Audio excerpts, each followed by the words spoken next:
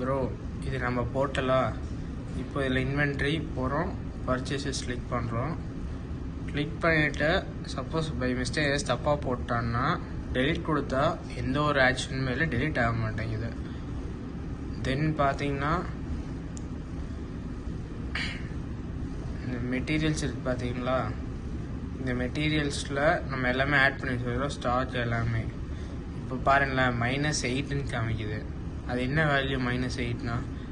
அப்படி வரக்கூடாது, அதை ரெடி பண்ணிடுங்க. தென் வந்து இப்போ ஒரு புதுசாக ஒரு ஜாப் கார்டு போடுறாங்கன்னா ஜாப் கார்டு சைட்டில் போயிட்டு புதுசாக கிரியேட் பண்ணுறான்னு வைங்க. நான் சும்மா எக்ஸாம்பிள் பண்ணுறேன்.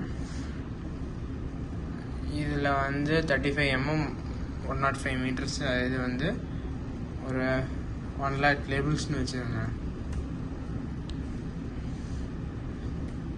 14 ரோல் காமிக்குது. நான் கம்ப்ளீட்டட்னு கொடுத்து அப்லோட் கொடுக்குறேன். சேவ் கொடுத்தனா சேவ் ஆகுதா? இப்போ வந்து 14 ரோல் தேவை. டைவெட் டேப் 35 mmல.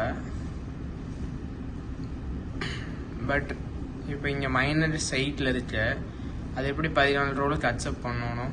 அது ஸ்டாக் இல்லைன்னு சொல்லி காமிக்கிற மாதிரி ஒரு பாப்அப் ரெடி பண்ணுங்க.